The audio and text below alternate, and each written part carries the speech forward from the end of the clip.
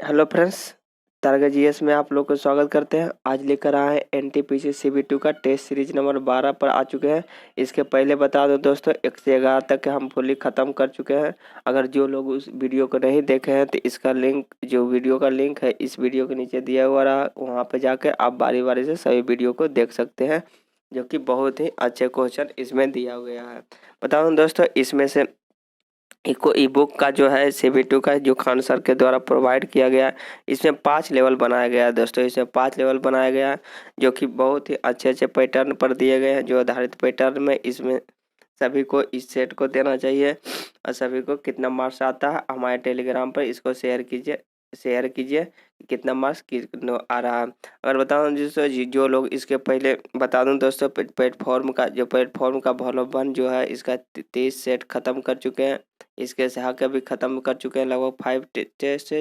इसके बाद हम इसको ख़त्म कर रहे हैं, 12 पर पहुंच चुके हैं। इसमें से 20 सेट दिया हुआ दोस्तों, 20 सेट। इसके 20 से 8 सेट के बाद हम इसके झाके बुक को हम चलाएंगे। तो जो लोग इसको वीडियो को पहली बार देख रहे हैं या चैनल को पहली बार विजिट किए हैं तो चैनल को सब्सक्राइब करके बेल आइकन प्रेस कर लिए, ताकि आने वाला हर वीडियो का नोटिफिकेशन सबसे पहले आपके पास पहुंच जाए। और बता दें दोस्तों, अगर जो इसका सेट अगर जो लेना चाहते हैं, अगर PDF डाउनलोड करना चाहते हैं तो हमारे टेलीग्राम का लिंक इस वीडियो के नीचे दिया हुआ, तो वहाँ से आप टेलीग्राम आसानी से ज्वाइन कर सकते हैं। अब चलते हैं देरी न करते हुए क्वेश्चन के ऊपर। वीडियो में बने लगे, अगर अच्छा लगा तो एक बार लाइक कीजिए और जहाँ से ज़्यादा से शेयर कीजिए, ताकि ज़्यादा से ज़्यादा लोग इसका जुड़ सके। अब चलते हैं वीडियो क्वेश्चन के ऊपर। बता दूं दोस्तों, हम क्वेश्चन के ऊपर आ चुके हैं। पहला नंबर क्वेश्चन के ऊपर, पहला क्वेश्चन कर रहा है दोस्तों कि पहला क्वेश्चन कर रहा है कि क्वेश्चन का पूरा ऑप्शन दिखा देते हैं थोड़ा छोटा करके। कर रहा पहला क्वेश्चन दोस्तों कि पहला क्वेश्चन कर रहा कि रक्त में पाए जाने वाली शरीर की ऑक्सीजन के परिवहन के लिए जिम्मेदार होता है।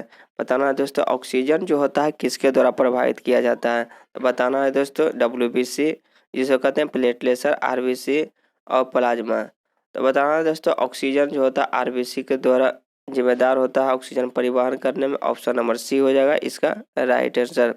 अब चलते हैं अगले क्वेश्चन 2 के ऊपर। 2 नंबर क्वेश्चन कर रहा कि 2 नंबर क्वेश्चन करा कि निम्न में कौन सा भारतीय अर्थव्यवस्था के द्वितीय क्षेत्र के अंतर्गत आता है। तो द्वितीय क्षेत्र में आता है दोस्तों, हमें 3 क्षेत्र होते हैं। पहला जो कृषि क्षेत्र होता है, दूसरा जो होता है उद्योग क्षेत्र होता है, और तीसरा जो होता है सेवा क्षेत्र होता है।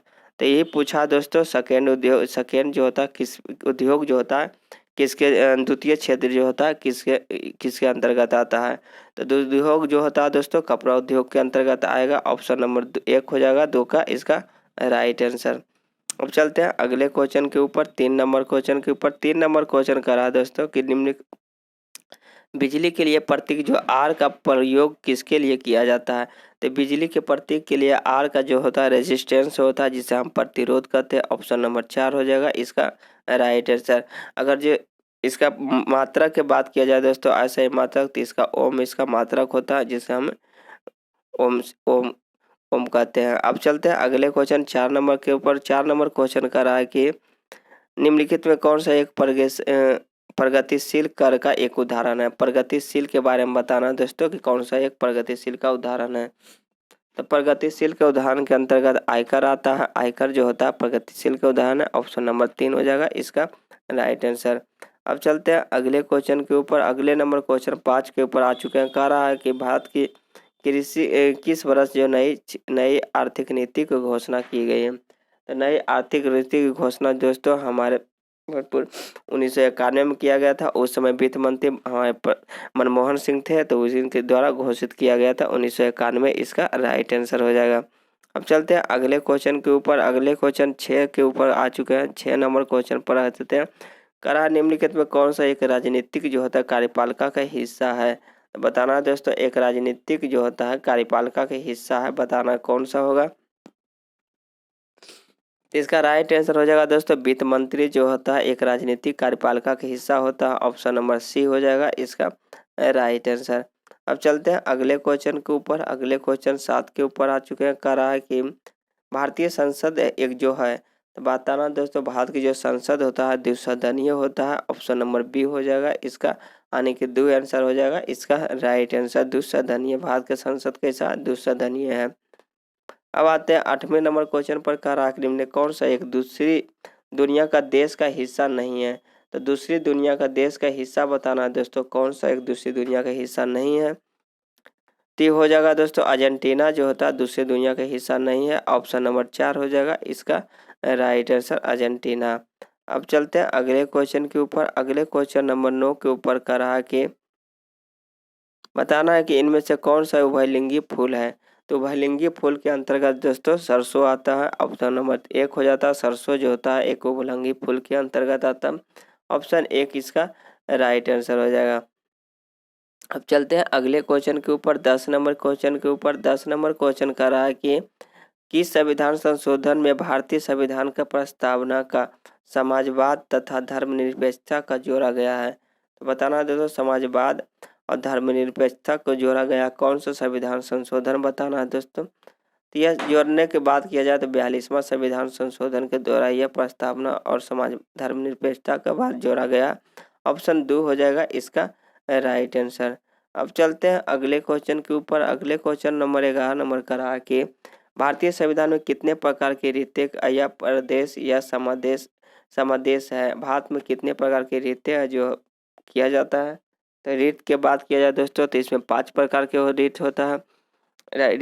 ऑप्शन नंबर 2 हो जाएगा इसका राइट आंसर 5 प्रकार का। जो अनुच्छेद जो होता है दोस्तों अनुच्छेद 32 के रूप में B.R. अम्बेडकर के द्वारा भारत संविधान की आत्मा कहा था उसे। तो अब कहते हैं 12 नंबर क्वेश्चन के ऊपर कह रहा मार्क्सवादी जो सिद्धांत है क्या होता है। मैच कराना है दोस्तों। तो मार्क्सवादी सिद्धांत जो होता है यह वर्ग संघर्ष के अंतर्गत आता है।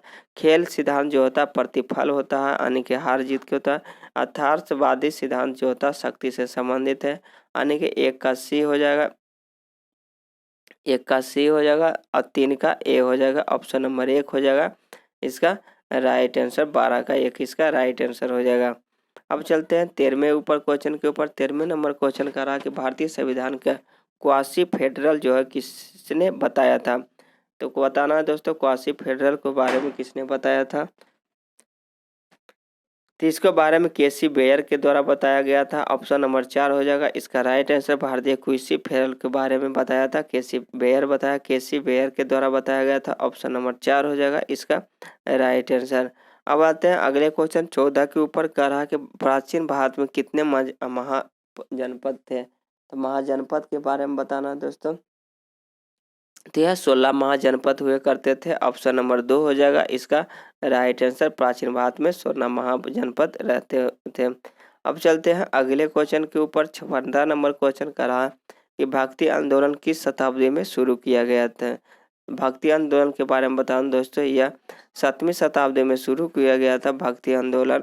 तो इसका ऑप्शन नंबर 2 हो जाएगा इसका राइट आंसर। भक्ति आंदोलन के 7वीं शताब्दी में शुरू किया गया था।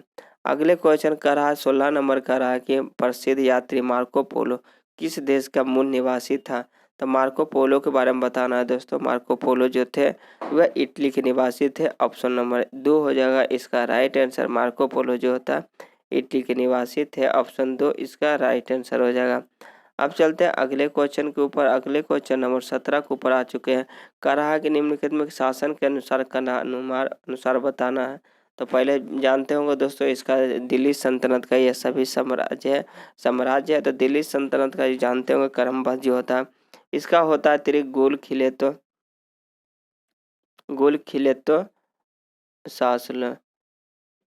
शासलो यानी कि गुलाम वंश हो गया, खिलजी वंश हो गया, तुगलक वंश हो गया, सैयद वंश हो गया, लोधी वंश हो गया। तो यहाँ से बताना है दोस्तों पहले कौन आया था। तो पहले हो जाएगा खिलजी वंश, फिर खिलजी वंश तो तुगलक वंश। पहले खिलजी वंश आ जाएगा, उसके बाद तुगलक वंश, उसके बाद लोधी वंश। यानी एक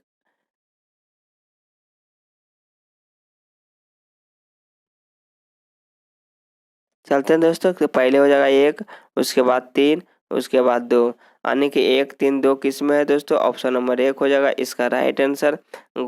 इसका त्रिक होता है। तो यहाँ पे ऑप्शन नंबर 1 इसका राइट आंसर होगा। पहले खिलजी तुगलक उसके बाद लोधी आ जाएगा, 2 लास्ट में आएगा। अब चलते हैं अगले क्वेश्चन के ऊपर। अगले क्वेश्चन 18 नंबर का रहा कि भारत छोड़ो आंदोलन किस वर्ष प्रारंभ किया गया था। तो भारत छोड़ो आंदोलन जो होता है दोस्तों मुंबई में शुरू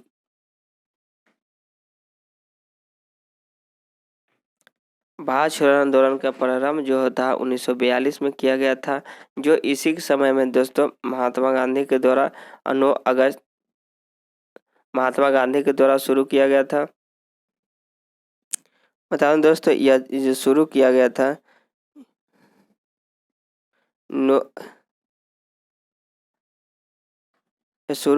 दोस्तों 9 अगस्त 1942 में 1942 में ऑप्शन 3 हो जाएगा इसका राइट आंसर। अगर बात करें दोस्तों, यह महात्मा गांधी के द्वारा शुरू किया गया था। हम इसमें ही Mahatma Gandhi do and die के नारा दिए थे। डू एंड डाई के नारा दिए थे महात्मा गांधी के द्वारा। अगर भारत छोड़ो आंदोलन को ही जीरो आवर कहा जाता है दोस्तों, ऑपरेशन जीरो आवर कहा जाता है। तो यहाँ पर ऑप्शन नंबर सी हो जाएगा इसका राइट आंसर। अब चलते हैं अगले क्वेश्चन 19 के ऊपर। 19 नंबर क्वेश्चन कह रहा है कि निम्न कौन सा एक नकदी फसल नहीं है। तो नकदी फसल के बारे में बताना है दोस्तों। तो कपास नकदी फसल है, मूंगफली नकदी फसल, चाय भी नकदी फसल के अंतर्गत आता है, लेकिन ज्वार जो होता है नकदी फसल के अंतर्गत नहीं आता। ऑप्शन 4 हो जाएगा इसका राइट आंसर। अब चलते हैं अगले क्वेश्चन के ऊपर। अगले क्वेश्चन 20 के ऊपर आ चुके हैं दोस्तों। 20 नंबर क्वेश्चन कर रहा है कि 20 नंबर क्वेश्चन कर रहा है कि पृथ्वी की सतह पर कितना हिस्सा जल से ढका हुआ। तो जल का हिस्सा बताना है दोस्तों। तो जल का हिस्सा जो होता है 2/3 है और स्थल का हिस्सा 1/3 है। तो ऑप्शन नंबर 3 हो जाएगा इसका राइट आंसर। 2/3 जल का हिस्सा से ढका हुआ है। अब चलते हैं अगले क्वेश्चन के ऊपर 21 नंबर क्वेश्चन के ऊपर। 21 नंबर क्वेश्चन कर रहा है कि भारत के जो मानक समय IST भारतीय मानक मेडिरियन के आधारित पर है, जो कहाँ से गुजरती है। तो हमारे जो भारत के इलाहाबाद से होकर गुजरती है, जो मिर्ज़ापुर से नैनीताल मिर्ज़ापुर से गुजरता है सारे IST हमारे इलाहाबाद, इसका राइट आंसर हो जाएगा। अब चलते हैं अगले क्वेश्चन के ऊपर। अगले क्वेश्चन नंबर 22 नंबर का रहा है। 22 नंबर का रहा है कि कौन सा नदी जो होता है सांगपो के नाम से कहा जाता है। तो सांगपो के नाम से ब्रह्मपुत्रा के नाम से जाना जाता है दोस्तों। ब्रह्मपुत्रा नदी जो होता है जगह जगह पर अपने नाम परिवर्तन करते रहते हैं। जैसे कि बांग्लादेश में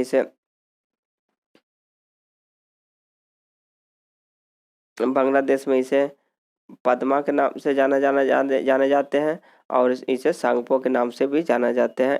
ऑप्शन नंबर इसका 4 हो जाएगा इसका राइट आंसर। अब चलते हैं अगले क्वेश्चन के ऊपर। 23 नंबर का रहा है कि चुंबी घाटी किस राज्य में स्थित है। तो चुंबी घाटी की बात किया जाए दोस्तों, चुंबी घाटी सिक्किम में अवस्थित है। ऑप्शन नंबर 1 हो जाएगा इसका राइट आंसर, चुंबी घाटी। अब चलते हैं अगले क्वेश्चन के ऊपर। अगले क्वेश्चन 24 नंबर का रहा है कि द्वार कोशिकाएं को घेरती है।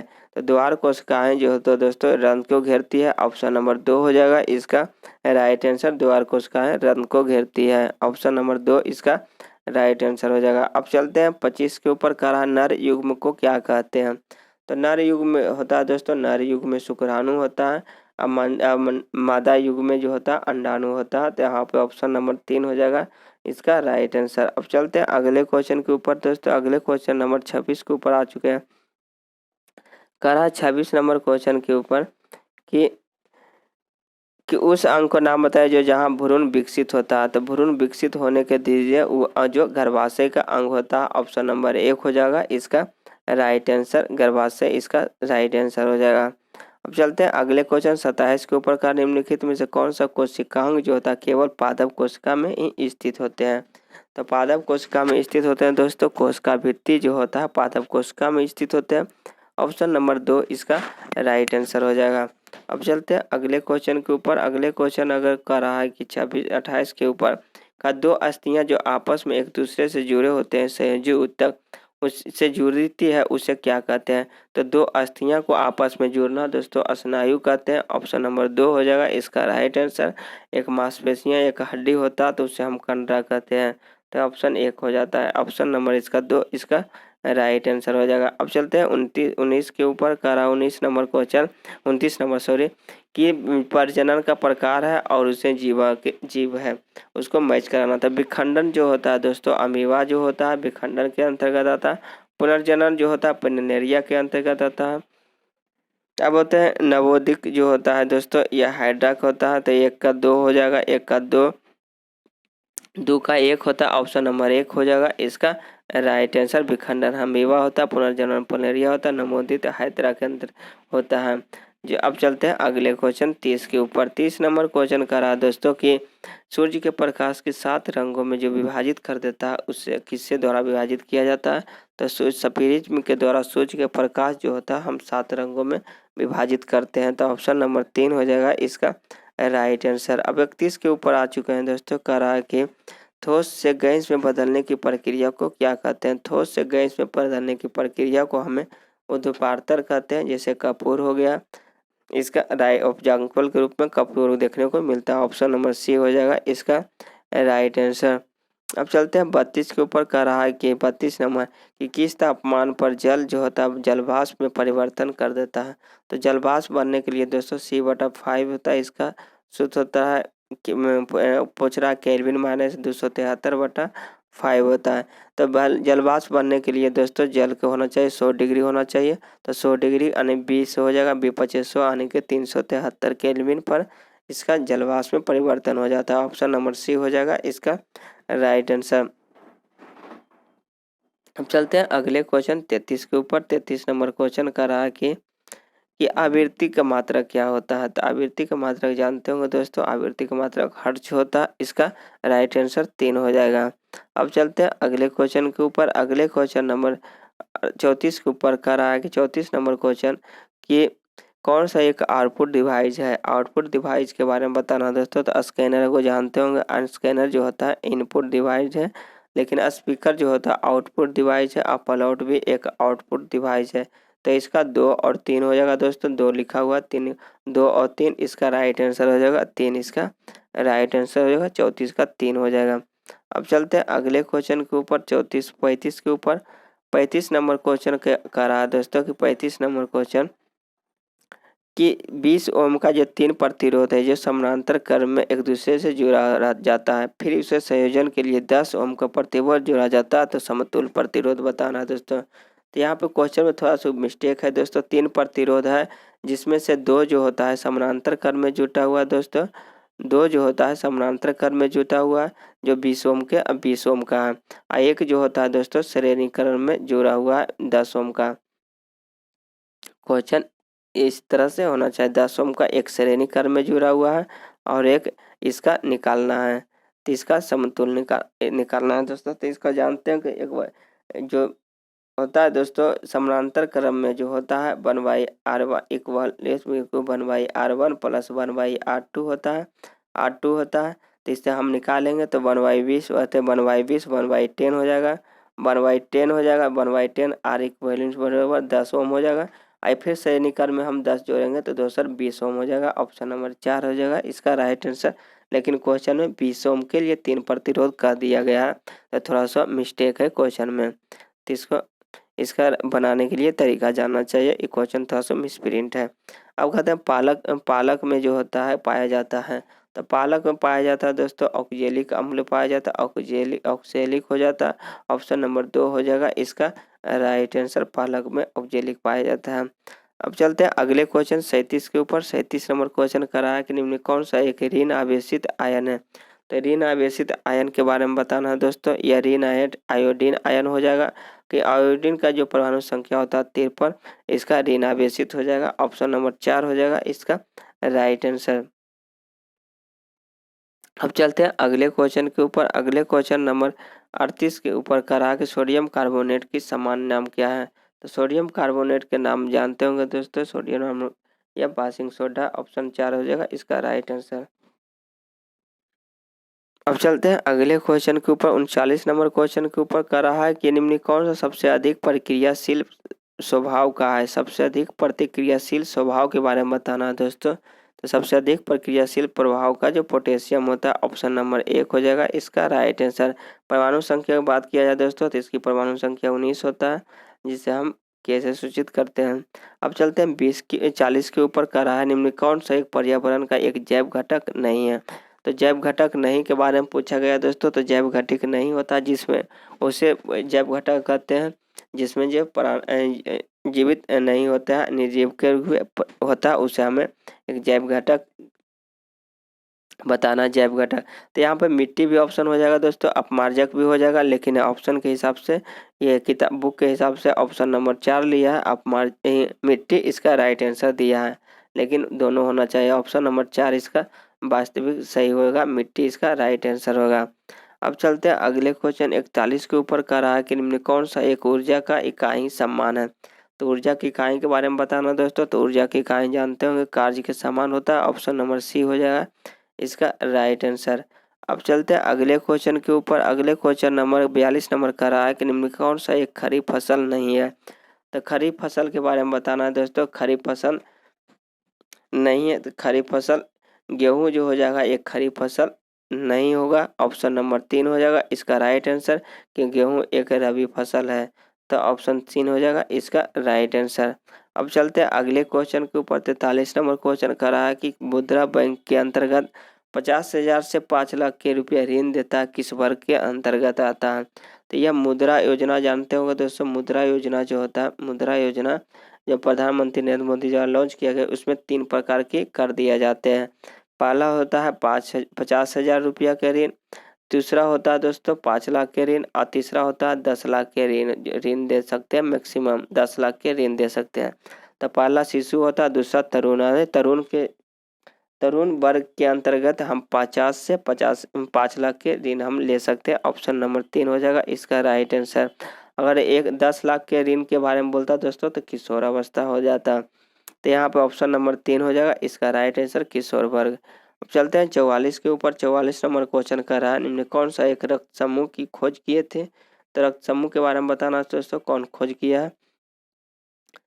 तो इसको खोज करने के लिए श्रेय जाता है, रक्त समूह की खोज करने की श्रेय कार्ल स्टीनर को जाता है, ऑप्शन नंबर 2 हो जाएगा इसका राइट आंसर। रक्त समूह की खोज कार्ल स्टीनर के द्वारा किया गया था। अब आते हैं अगले क्वेश्चन 45 के ऊपर कर रहा फास्टर हायर और स्ट्रोंगर किस खेल की सम्मेलन की एक मोटो है। तो फास्टर हायर और स्ट्रोंगर जो जानते होंगे दोस्तों, यह ओलंपिक का एक जो मोटो होता है, जिसे हम फ्रंटियर ऑल्टियस फ्रंटियस और कहते हैं, उसी का अर्थ होता है फास्टर हायर एडुकेशन, हायर और स्ट्रोंगर होता है। तो ऑप्शन नंबर 3 हो जाएगा इसका राइट आंसर। अब चलते हैं अगले क्वेश्चन 46 के ऊपर कह रहा है कि पानी का 1 मोल जो होता है कितने अणु के बराबर होता है।